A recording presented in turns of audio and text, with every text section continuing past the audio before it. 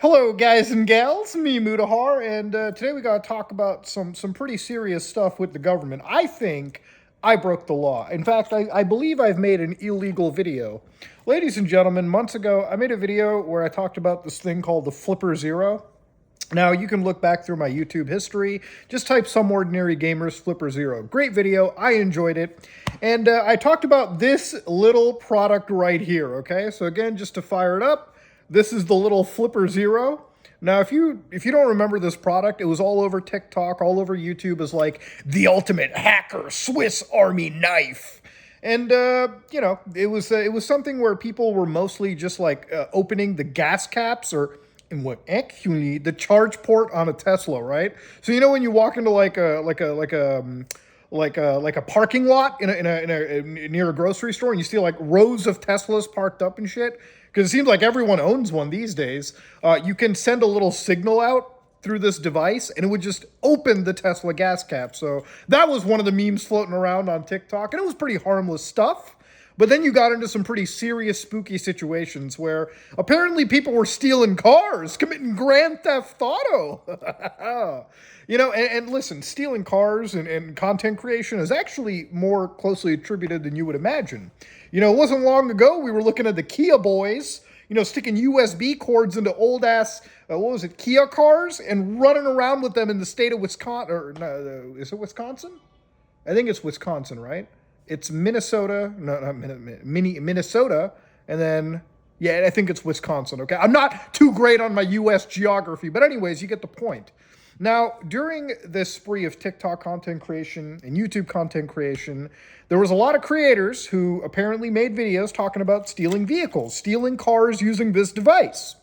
In fact, it's gotten to the point, and this happened months ago, by the way, but as you know, the government works really slowly. The government banned this, dude. Apparently, they're on the process of banning this. I own an illegal good, dude. I own a federally illegal good at this point in Canada. So this device is, from what I understand, already been banned from being sold on Amazon and whatnot, just because of its controversial nature. So at the time when these content creators are making videos stealing cars or showing how cars could be unlocked, because this device would emulate the signal that a key fob would. So this is like a car key fob. So anytime you like hit the lock button, it sends a little code, a signal to the attached car this key fob is on, and then it like locks or unlocks or remotely starts the vehicle. Now, in this situation with the Flipper Zero, it's on the process of getting federally banned because the government says there's a lot of car theft going on in Canada. And I can attest to this. I had a family friend whose Lexus got stolen, which, the first question I asked him, like, why the fuck are you overpaying for a Toyota? But I get it. Some people, they love their luxury car brands. So anyways, buys a Lexus, starts his car in a Canadian winter, which, as you can imagine, you kind of have to. Otherwise, you're sitting in your car. You're sitting in your freezer on wheels. So you remotely start your car for like 5 minutes and, he's inside his house picking up his coffee, coming back to his car. By the time he leaves, somebody's already stolen the car and driven right off. And, you're like, oh, can't the police find it, Muda? Can't you report it to the cops? Have you ever tried reporting a stolen vehicle to the Canadian police? Let me tell you, there is a fucking failure rate of 100% in recovery for that stolen vehicle. Because by the time they've already put pen to paper, that car is in a shielded container. It's already shipped off to like Dubai at that point, okay? All right, Sheikh whoever, all right, is driving that car. They're driving that Lexus. And if you think the Canadian government is going to send the JTF2 to recover your car, well, you've been smoking the good crack. So anyways, car theft has been on an all-time high. I guess in Toronto, in the greater Toronto area, it's like grand theft auto in these streets. And I know sometimes it's weird for people watching my channel, like, oh, there's something weird in Canada. I am a Canadian after all. I am a Torontonian. Trust me, we've got problems. Car theft is a big one. And because of the massive rise in car theft, the government has decided to start banning products. Now, this phenomenon, this thing was really popular months ago. In fact, at this point, I would say damn near a year ago at this point, I made that Flipper Zero video, if I have to recall. So I don't know why the government is deciding to jump onto it now. Now, in this situation, this product has been, unfortunately, I would say, a little bit defamed. I would say the Canadian government is putting a lot of goddamn pressure onto this product. Because in reality, the actual creators of the Flipper Zero came out today and they were just like, dog, you can't steal a car that was made in the last 3 decades with this product, okay? And that's because of those rolling codes on car key fobs that I was talking about.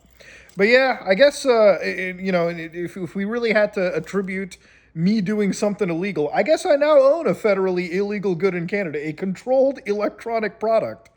Now, I often find when the government starts banning shit, it's just literally a way for the government to shift attention away from something serious, okay? Something else that's been going on. They just like to attribute things. They try to ban stuff. They try to like shift the blame onto other things. When in reality, stealing cars, you could do it in a much easier. You don't need to buy the Flipper Zero, okay?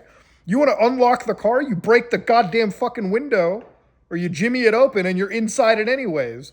Shit, there's still people using screwdrivers these days to get into cars. Crazy as it sounds. Are we going to start banning screwdrivers? Are we going to ban the Canadian Tire from selling a screwdriver set because somebody can break into an F-150? I mean, come on now. So yeah, apparently this product ended up getting banned. And, in the reality, I actually thought it was going to get banned for something else entirely. Because usually with a product like this, they have interfaces where you can connect like more interesting boards on top. And there were people who were using this to change gas prices, Like you could just drive near like a gas station. And if you had the ability to, you had the codes, you had the actual hardware attached to this, you could change the gas price from like $1.70 a liter to like 49 cents a liter. Not to say the gas station would honor that price, but I mean, you could do it for shits and giggles. Also, that is very illegal to do, so I'm not promoting that whatsoever. Now, interestingly enough, one of the only questions that I had is, will that YouTube video get struck for even talking about it? Because I did cover this exact situation to do with vehicles, because that was the most popular point regarding this product, right? Like there was a lot of TikTok, YouTube shorts about Toyotas and Fords and cars constantly getting broken into. But in reality, it just was never that simple. I don't know why the government decided to jump onto this trend when most vehicle security nowadays is incredibly good, all right? As good as it can be. Obviously, with signals, with Bluetooth, with various radio frequencies, there obviously are ways to unlock vehicles, potentially with devices like this. But for the government to outright ban it shows a clear lack of understanding of how secure some of these devices are. I would challenge you guys, okay, guys and gals, to find a car in the last 10 years alone that somebody could bust in with this product, okay? Unlock the door to, let alone start a vehicle in today's day and age, especially when engines have immobilizers and a million features that prevent mismatched fobs from firing up cars. If it was that easy, trust me, dog, cars would be getting stolen far, far more frequently than I guess they are now. But yeah, anyways, I wanted to make this video because I found this to be a pretty funny topic. And ladies and gentlemen, I am streaming sometime later, maybe in an hour, just trying to sort things out. But yeah, busy day. I am working on some interesting Linux stuff that's coming out sometime next week, I want to hope. Just because we've been taking some fat W's in that. But yeah, if you like what you saw, please like, comment, and subscribe. Dislike if you dislike it. I don't like to make a habit of these videos. I just like to have them occasionally just because I like the vibe of sort of speaking into the camera this way. I feel like it's a more comforting situation, especially when we're talking about car theft and owning banned hacker goods. But yeah, that video I made a while back, yeah, I guess it's more relevant than ever, especially in the great Soviet Kanakistan of Canada. So yeah, Canada once again banned something without ever really realizing that it's not going to make a lick of difference when it comes to car thievery. But I guess whatever to satiate the general public that'll believe whatever you say, right?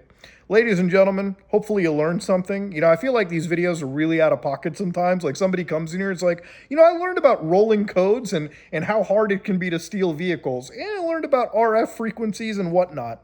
But yeah, I wanted to talk about it. Wild stuff. Ladies and gentlemen, this is me, Mutahar. And yeah, if you like what you saw, please like, comment, and subscribe. Dislike if you dislike it. I am out.